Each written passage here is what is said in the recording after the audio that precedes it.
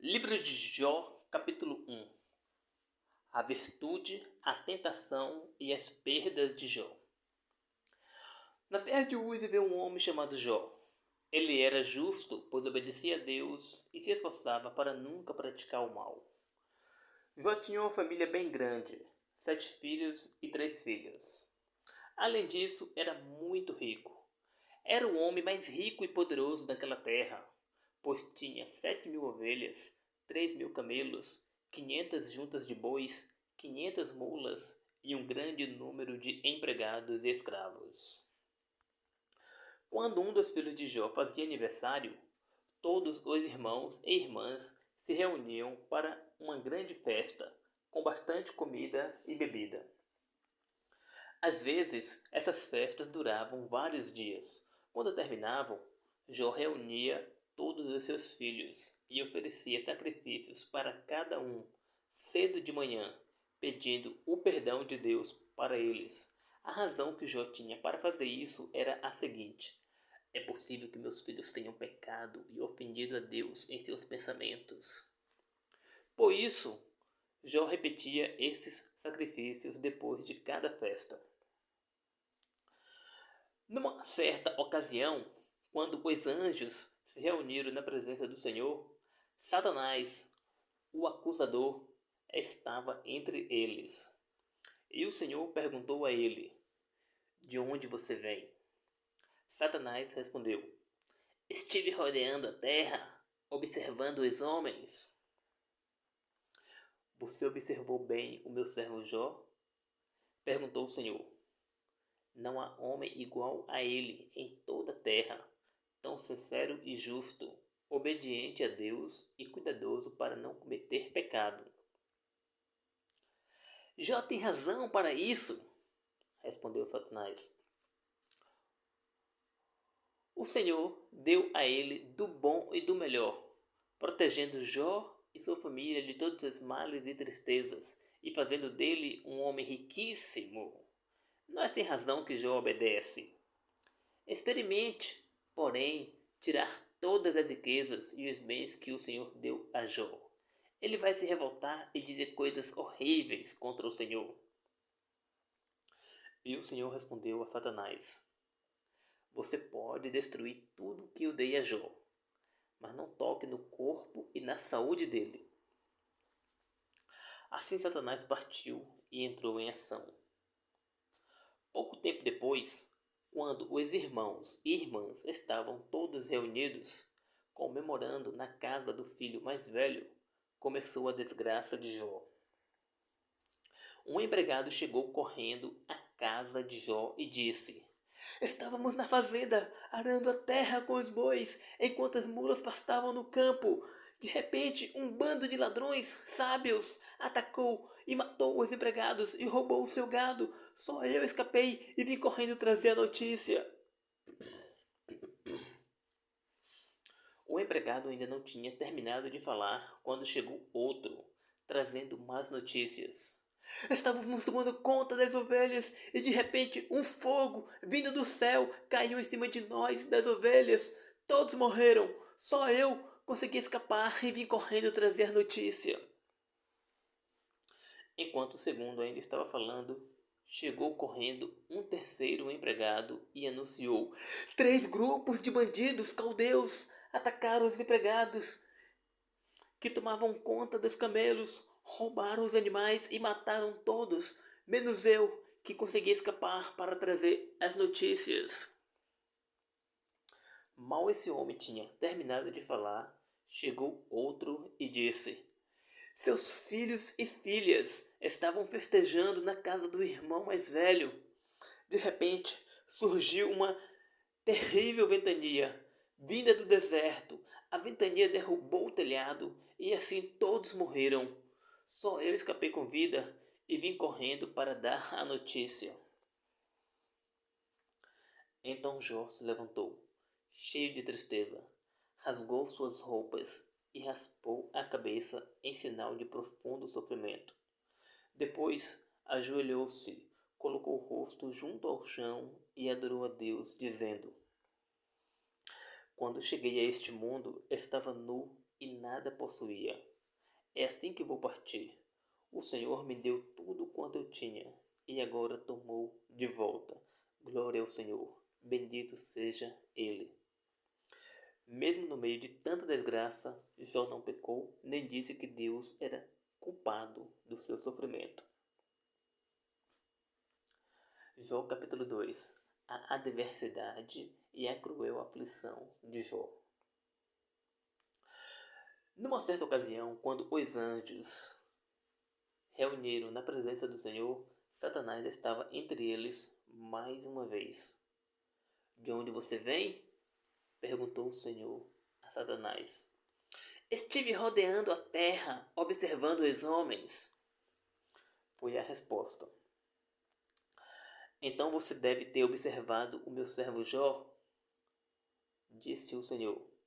Deve ter percebido que ele é mesmo o homem mais justo de toda a terra, sincero e obediente a mim, cuidadoso para não cometer pecado algum. Jó ainda me ama de coração, apesar de eu ter permitido que você tirasse tudo que ele possuía, inclusive os filhos. Satanás respondeu ao Senhor: cada um cuida de sua própria pele. Qualquer um ficaria satisfeito de perder tudo o que tem, se em troca puder conservar sua vida. Mas se o Senhor estender a mão e tirar a saúde de Jó, ele acabará negando e amaldiçoando a Deus abertamente. E o Senhor disse a Satanás: está bem, faça o que quiser com ele, mas não tire a sua vida. Então Satanás partiu da presença do Senhor e lançou uma terrível doença sobre Jó. O corpo de Jó ficou inteiramente coberto de feridas abertas e cheias de pus, dos pés à cabeça. Sofrendo muito, Jó se sentou sobre um monte de cinzas e, com um caco de barro, começou a coçar suas feridas. A esposa de Jó, revoltada, exclamou: você ainda vai tentar ser muito religioso, mesmo depois de tudo que Deus nos fez? O melhor que você tem a fazer é amaldiçoar a Deus e morrer. Mas Jó respondeu: o que você está falando é loucura completa. Já recebemos tantas coisas boas de Deus, por que não receber também o sofrimento e a dor? E mesmo diante de mais deste sofrimento terrível, Jó não disse uma palavra má contra Deus. 3 amigos de Jó ouviram sobre o que tinha acontecido a ele e planejaram fazer-lhe uma visita para dar um pouco de consolo e ânimo. Os nomes desses 3 amigos eram Elifaz, da cidade de Temã, Bildade, da cidade de Sua, e Zofar, da cidade de Naama. Quando os 3 viram Jó de longe, não reconheceram seu amigo, de tão mudado que estava.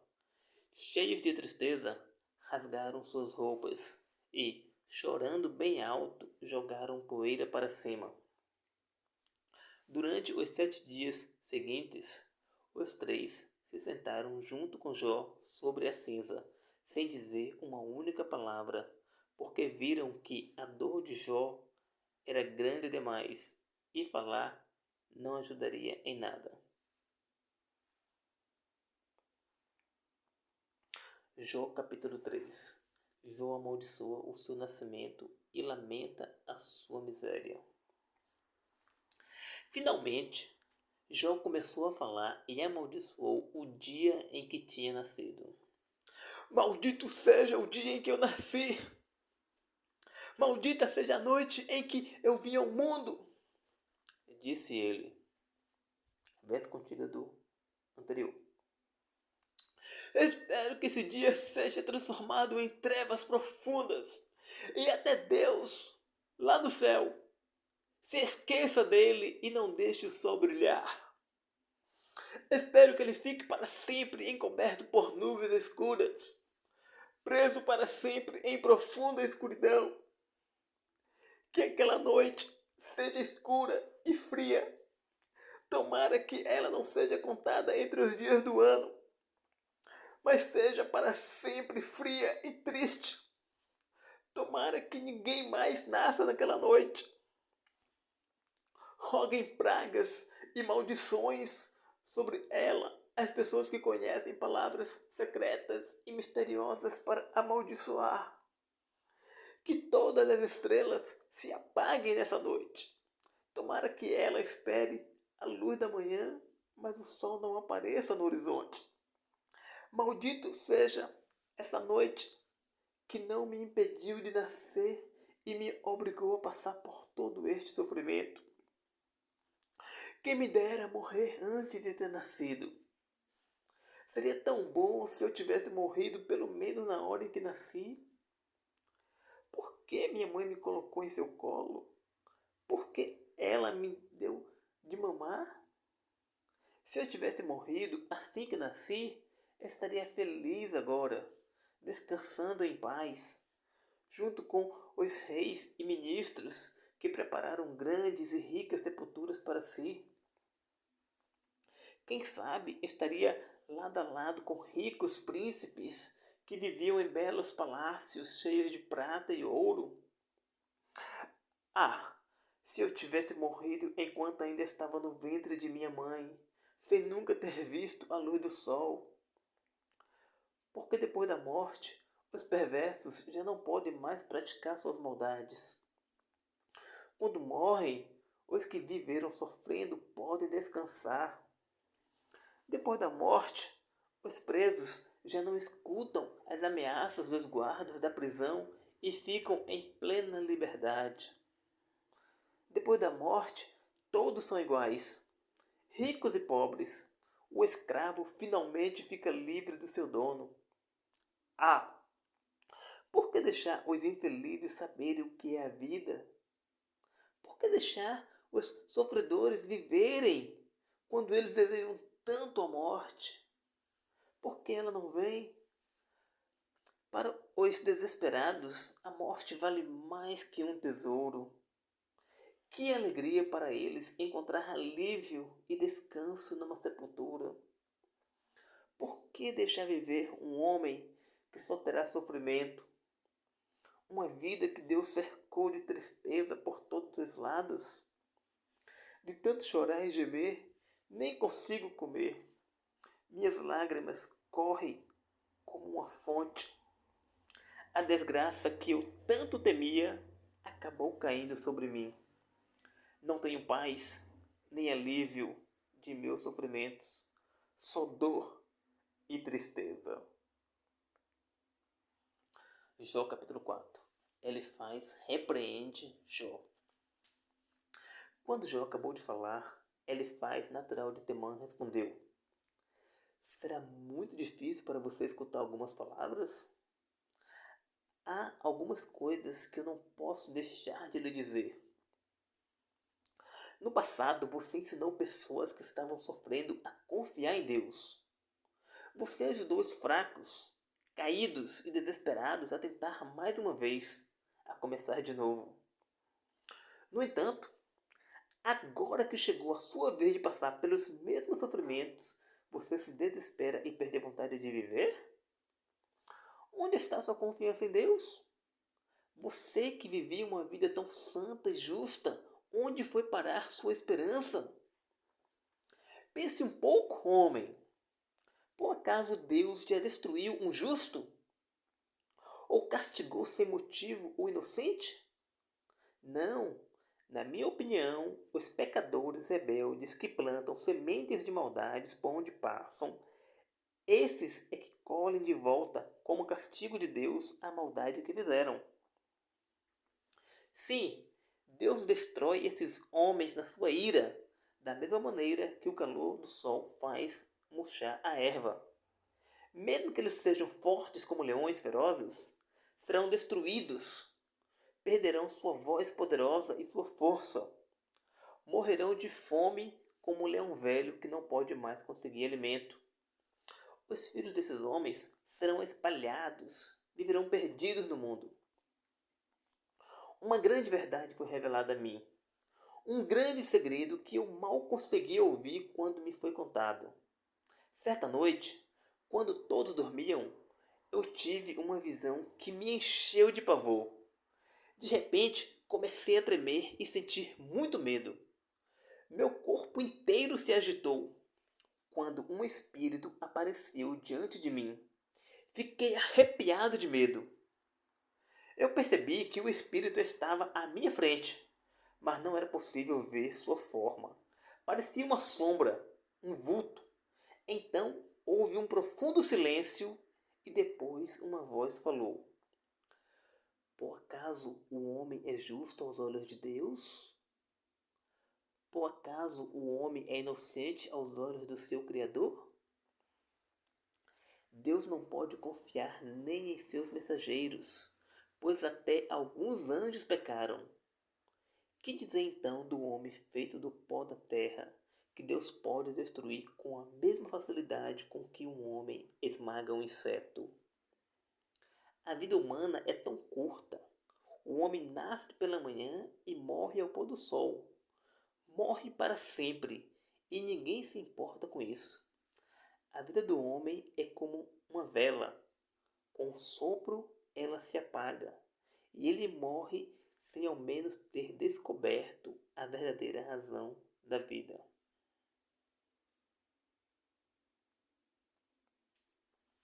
Jó capítulo 5. Elifaz exorta a Jó que busca Deus. Grite por socorro. Ninguém responderá seu pedido de ajuda. Peça ajuda aos anjos, mas será tudo em vão. Isso porque o pecador é destruído pela sua própria ira, pela ansiedade em resolver seus problemas.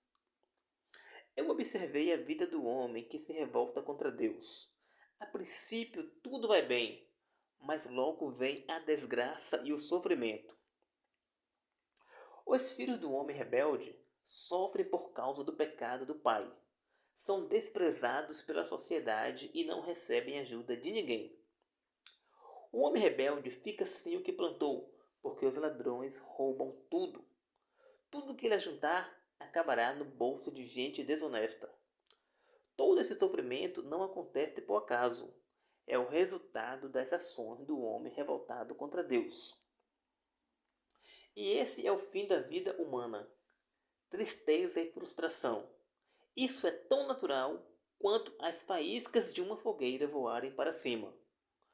Vou lhe dar um conselho.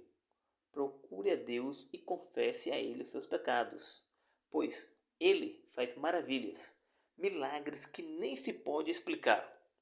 Ele manda a chuva cair sobre a terra e regar os campos, para dar alimento e alegria aos pobres e necessitados. Ele acaba com os planos de homens perversos e não deixa que eles façam as maldades que planejam. Os perversos acabam sendo destruídos pela sua própria maldade. Seus planos violentos são cortados por Deus. Em pleno dia eles andarão aos tropeções com os cegos. A luz do dia será tão escura quanto a meia-noite. Deus salva os órfãos necessitados dos maus e poderosos. Sim, há esperança para o pobre, porque os perversos serão destruídos pela sua própria maldade. Feliz é o homem a quem Deus corrige. Por isso, Jó, não fique reclamando, porque o grande Deus lhe deu esse castigo. Ele mesmo vai curar a ferida que fez em você. Ele estará sempre ao seu lado para o livrar de todos os problemas que surgirem. Se houver fome na terra, ele lhe dará comida. Ele lhe dará proteção contra os perigos da guerra. Ele cuidará para que você não seja destruído por palavras mentirosas. Assim, mesmo em meio a grandes sofrimentos, você viverá tranquilo. Sim, você rirá da guerra e da fome e não terá medo dos animais ferozes. Deus fará com que as pedras do campo sejam úteis para você e os animais do campo serão seus amigos. Você pode ter certeza de que a paz guardará a sua casa e você não terá prejuízo em nenhum de seus negócios. Sua família se tornará muito grande e poderosa na terra, com tanta gente que será impossível contar. A morte chegará na hora certa, quando você já tiver vivido uma vida longa e feliz, como o trigo que se colhe quando está maduro. Eu venho observando a vida por muito tempo e sei que o que lhe disse é a pura verdade. Para seu próprio bem, ouça e aproveite o meu conselho. Jó capítulo 6. Jó justifica as suas queixas. E Jó respondeu: assim a seu amigo ele faz. Ah, se alguém pudesse pesar numa balança o meu lamento e o meu sofrimento. Vocês veriam que a minha dor é mais pesada que toda a areia das praias deste mundo. Pois é que falei depressa demais, reclamando. Sim, pois o grande Deus me castigou com as suas flechas e a minha alma está envenenada por causa delas.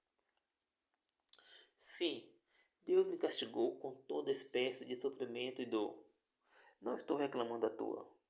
Pense bem, por acaso o jumento ou o boi reclama quando tem bastante capim para comer? Claro que não. Por acaso se comem sem sal as comidas que não têm gosto? A clara do ovo, por exemplo? É isso que aconteceu comigo.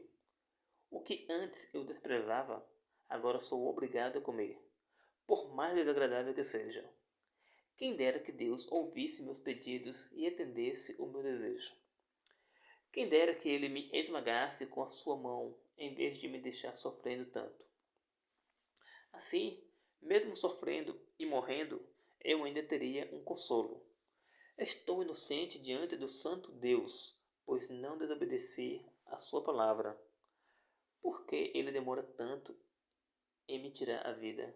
Eu já não tenho mais forças para continuar vivendo. Por que demorar tanto se o meu fim é certo?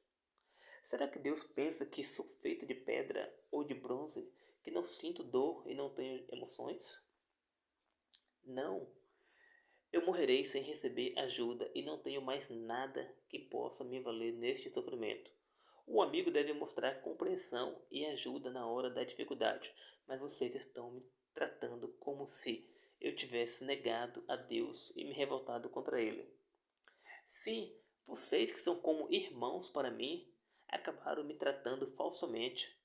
Vocês foram como os riachos que correm montanha abaixo, até o fundo dos vales.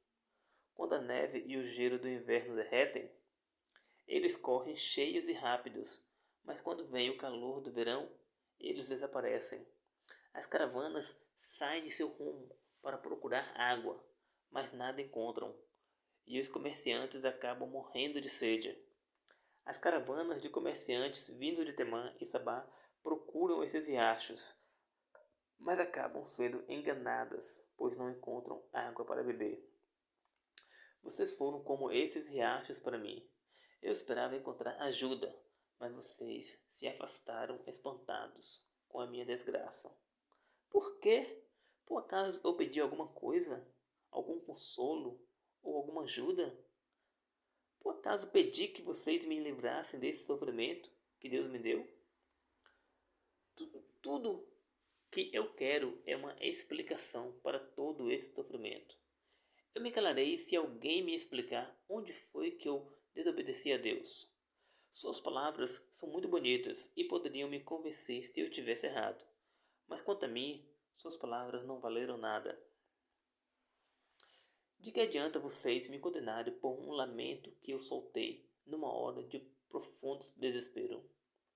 Isso é tão feio quanto vender um órfão como escravo, ou trair o melhor amigo por um punhado de dinheiro. Olhem para mim, por favor. Eu não seria capaz de mentir para vocês, meus amigos. Não me considerem culpado tão depressa. Julguem o meu caso mais uma vez e sejam bem sinceros. Vocês verão que eu não mereço este sofrimento. Ou vocês pensam que já não sei mais ver o que é certo e o que é errado. Eu seria o primeiro a admitir o meu erro se tivesse cometido algum pecado. Jó capítulo 7. Essa nossa vida é longa e cheia de canseira, como a vida de um escravo. Como o lavrador espera ansioso por um descanso à sombra de uma árvore, como o empregado espera ansioso o dia do pagamento, eu esperava ter uma velhice calma e tranquila, mas recebi meses e meses de sofrimento e longas noites cheias de dor e aflição. Quando vou meditar, penso, quem dera que já fosse de manhã, mas a noite é comprida e eu me viro de um lado para o outro na cama, sem poder dormir. Minha pele está coberta de vermes e de uma casca escura. Feridas antigas voltam a se abrir e ficam cheias de pus. Minha vida se acaba rapidamente, veloz como o vento. Meus dias são vazios e sem esperança. Minha vida é breve como um sopro e eu nunca mais voltarei a ser feliz. Em breve, meus amigos não me verão mais. O Senhor Deus não me verá mais no reino dos vivos, como a neblina que desaparece com o calor. Os que vão para o reino dos mortos não voltam mais a este mundo. Deixam para trás sua família e a casa onde viviam para nunca mais voltar. Por tudo isso, tenho de lamentar, falar da tristeza do meu coração e da aflição da minha alma.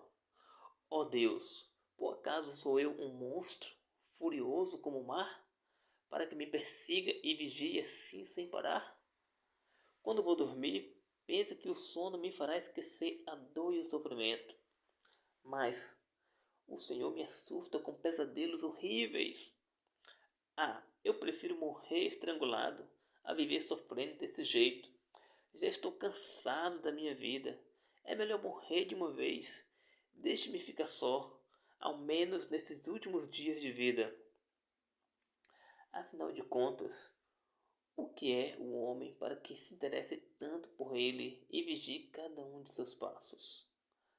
Porque o Senhor coloca o homem à prova a cada novo dia como um juiz severo. Até quando vai me vigiar?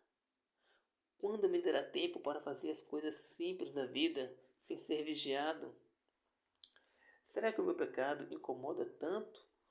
Ó Deus, vigia, observador da humanidade, por que me escolheu para alvo das suas flechas? Por que fez da minha vida um fardo tão pesado? Por que não perdoa o meu pecado e não tira das minhas costas o peso da minha desobediência? Em breve eu me deitarei para dormir o sono eterno.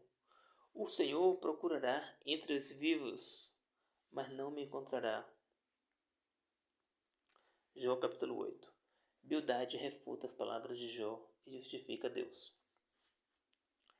Então Bildade, o suíta, respondeu a Jó: Até quando você vai continuar falando desse jeito, Jó? Soprando palavras furiosas como um vento forte? Você acha que Deus, o grande Deus, seria capaz de cometer uma injustiça e torcer o que é certo? Se os seus filhos sofreram tudo isso, foi porque desobedeceram a Deus e sofreram as consequências de seu pecado. Mas agora, se você procurar a Deus e pedir ao Senhor misericórdia, se você for sincero e justo, Ele não demorará em lhe dar ajuda e devolver um lar justo e feliz. E você verá que o que tinha antes era pouco, comparado com o que Deus lhe dará. Lembre-se do que aconteceu no passado, a outras gerações, a seus antigos parentes. A nossa vida é muito curta, como uma sombra, e a nossa experiência é muito pequena. Por isso, aprenda com os homens do passado. Eles lhe ensinarão com sabedoria estas grandes verdades. Os homens que se esquecem de Deus são como as varas que crescem à beira dos rios e lagos. Quando acaba a água e a lama, onde vivem, endurece. Elas murcham e morrem depressa, antes mesmo de serem colhidas pelo homem. Os planos de quem se esquece de Deus falharão todos. O homem sem Deus não tem segurança. Sua vida se sustenta numa teia de aranha, muito frágil. Ele procura se apoiar em suas riquezas e na proteção de sua casa, mas tudo isso virá abaixo e será destruído junto com ele. No começo de sua vida, ele cresce depressa como uma planta nova e se espalha pelo jardim. Suas raízes se espalham por toda parte, entre os montões de pedras e os muros altos.